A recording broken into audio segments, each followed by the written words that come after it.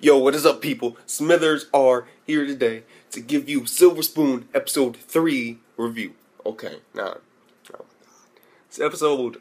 Ooh, cute little piggy. Fuck it. The piggy was cute. I don't care. I don't care. Cute little pigs. Remind me of Charlotte's Web and all that. Oh my god. Oh my god. Silver Spoon Episode 3. Woo! Okay, let's get into the basic premise of this episode. This episode, it had some good moments in it, hell yeah. Okay, this episode had a couple, what would be the word, key aspects to look at. There, of course, was the horse aspect, there's the pig aspect, and then there was a little bit of the backstory in there. Okay, and so, this is how it basically went. Let's start with, of course, the pig aspect. You know, the pig part. Because the pig part's going to play a greater role throughout the rest of the story. Of course. Of course, I mean, he named it now. Okay. Well, yeah, if you haven't seen the episode, please go watch it. You know, I don't want to spoil you too much, because sometimes my reviews can get a little bit, what would be the word? Very deep. Yeah, there we go. Okay. And so, Hachikin, he basically, his first day back, well, it's like before the Golden Week, where everybody goes off to go farming with their families. And there's this little group of piglets, and they're learning more about pigs. It's like, I believe it's their, like, one of their classes. They're basically learning more about livestock, and now it's about pigs. And there are 8 little pigs. We learn a couple facts here. Fun fact time. Number 1. The closer you are to the head of, like, the pig's nipples or whatever, the better the milk is. And, of course, Hachikin refers himself to being the pig at the very end. The weakest, smallest one. And it ties in with the weak die, and if they can't do what they do effectively, then they got to be put down, because they're money makers. I mean, you can either, if it doesn't do what it's supposed to do, it's just kind of messed up. They got to kill it, no matter what they like. That also goes with the horse race, the horse part. But let's just stick with the pigs for now. Now the pigs, so cute. Little cute baby pigs in the smallest little bunch. We already know, if you've seen Charlotte's Web, usually the smallest pig will die. And so Hachikin makes basically a vow saying that he is going to raise this pig and make it better so that it isn't killed off. In the future, I can see him actually doing it.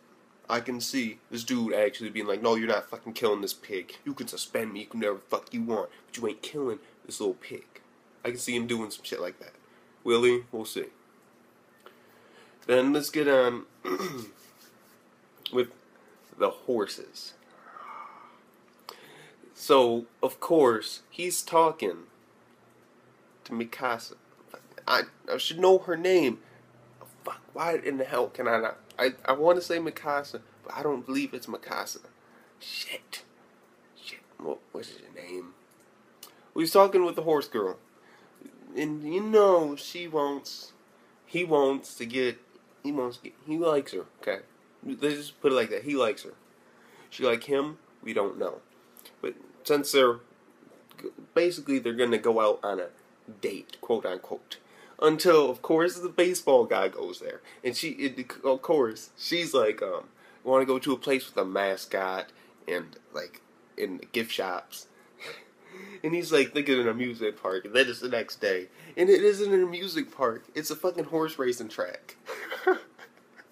and basically the baseball dude shows up, who's also friends with her before, so I can see conflict there. Like, oh, God, conflict I can see. I don't see relationship blooming in this series, because if it does, and I really mean if it does, then it's going to be pretty weird, just to say like the least. You know, because I mean, then there's gonna be that conflict of like the friend. It could work. Yes, it could work, But at the same time, I don't really see it happening. I can see it happening, but at the same time, I kind of don't want it to, because I don't want to go through that whole, like, friend breaking up because of over a girl kind of thing. I don't want to go through that. Or, like, big ass muscly dude taking on this little nerd. Like, literally, it's like, I liked her first, bitch. Ah, baseball time. Your head is the ball. Bah. Just saying. But now then, this is when stuff gets a little bit funny. Because they're walking the horse track, and there's people gambling, of course. And you just see their horse club director. He's there, and he's fucking gambling. He's like, you minors shouldn't gamble. You know it's illegal for minors to gamble, right? And all of a sudden you just see that big bone chick in the background, like some fucking shades on, like incognito mode, just fucking looking at this shit gambling. And basically they go there because one of Mikage's, I believe it was Mikage, the horse Mikage, I'm going to call her Mikage. Why? 'Cause I'm trying to remember her name, but I really can't right now. And I know it's not Mikasa, so I'm going to call her Mikage. Okay, and so Mikage, one of her family horses is racing. What does that mean? It means they're going there basically to watch the race. And the race is a little bit different than what you would think at a horse race. It is basically these horses, and they're of course racing, except they're pulling. It's like a pulling race. It's like a chariot race. On the back of the horses, there's like a fucking like depending on how big the horse is, they could be pulling up to 1 ton of shit on their back trying to come up hills. Those are the obstacles, like going up hills. It was an okay race. In the end of the day, her horse came in third because even though he passed the finish line first, the entire sled has to go through. So he got third. And then we learn, of course, that if horses lose the race, they die. And of course, you know, Hachikin.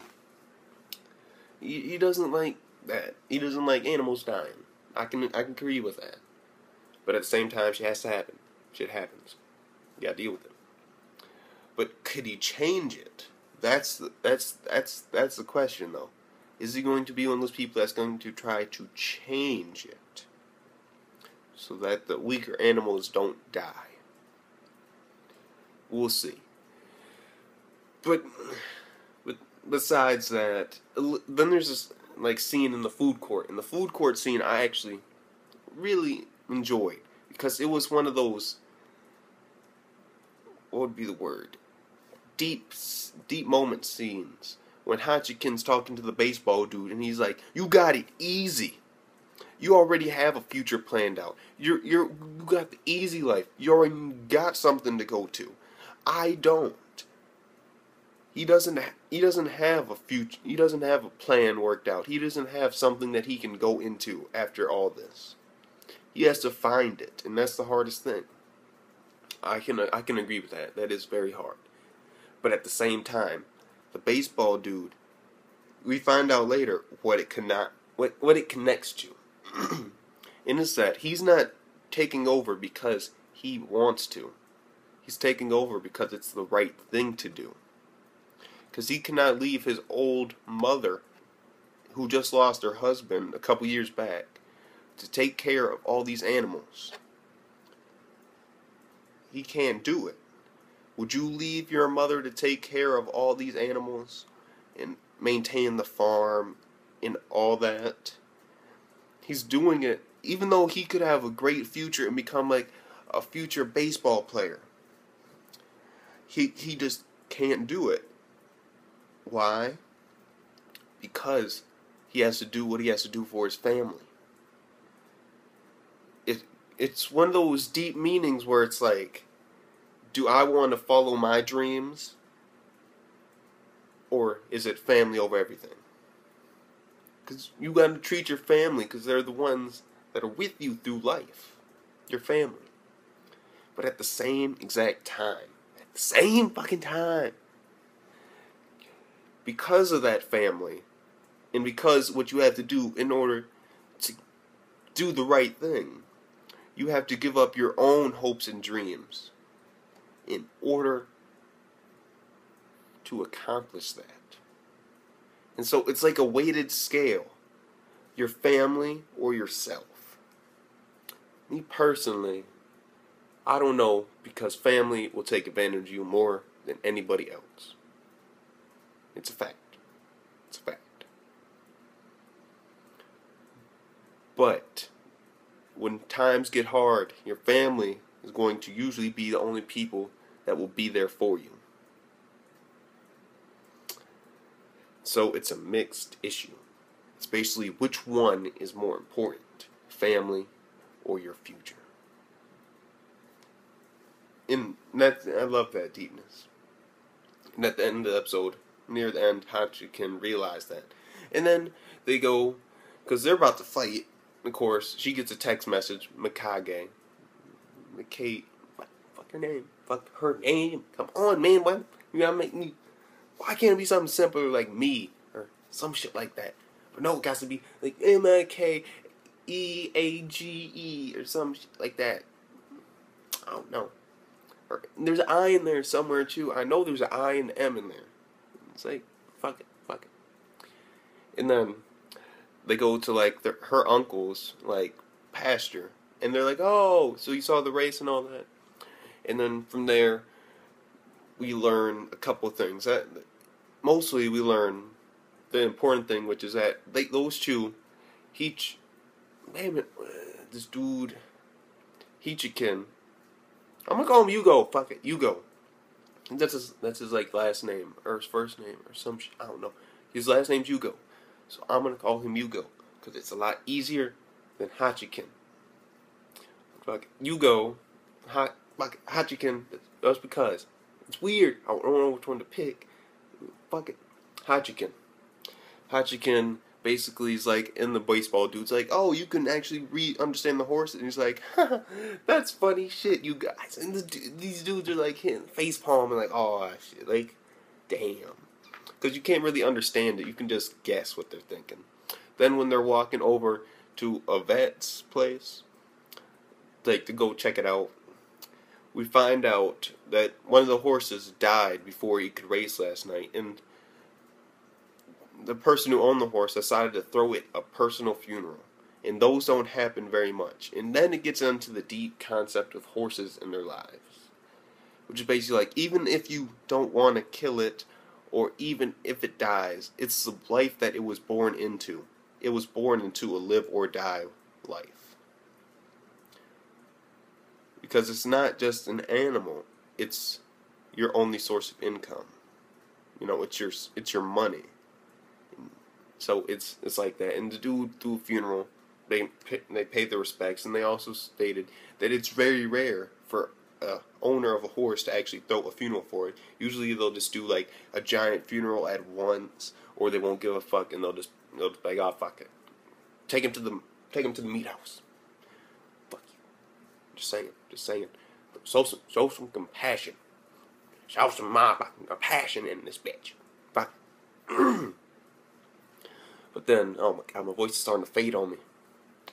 Let's just go to like the last important thing this episode, which was them meeting the veterinarian.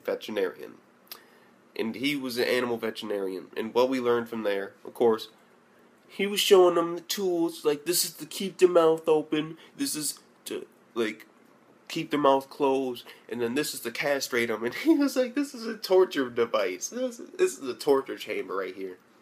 He talks about how horses, if their teeth get out of line in any way, it can really fuck up their body, and they can die. Like, they can die from stomach aches. Like, literally, horses can die from a stomach ache. Damn, they can die like any moment from a stomach ache. Damn. So, dental hygiene for horses is very important. And then we learn, because it kicks in, because Hachikin, of course, is remembering his friend who wants to become, of course, a vet. And what happens is, he asks him the question, what does it really take? And he's like, besides tuition money and good education, you have to have the will kill. You have to be able to kill an animal. And then he's like, but on the other hand, you save a lot of lives, but you have to deal with that harsh reality that you have to take life. So, got deep there. And now, week's over, Golden Week's over. And the last thing, because fuck it, I forgot to talk about it. But the most important part of this episode was Hachikin's past. It was like a flashback, and it was him talking to his counselor, and his counselor recommended the school to him. And at the very end of the episode, the principal, of course, of the principal of the school got a call from him, little counselor, and we didn't hear what they said. But I think he sent him there for a reason.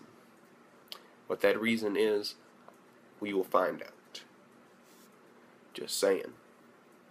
Just saying. We'll find out. We'll find out.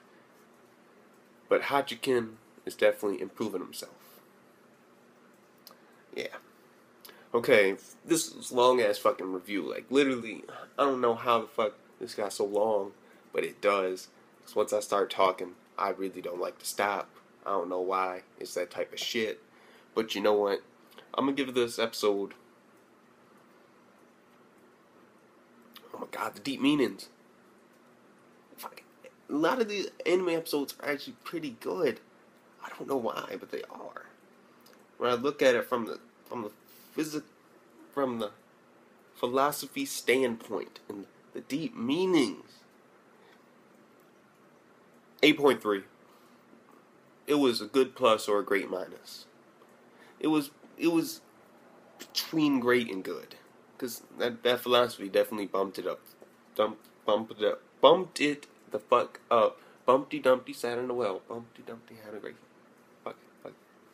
Anyway, so this has been Smitherzar giving you this shit. 8.3 out of 10.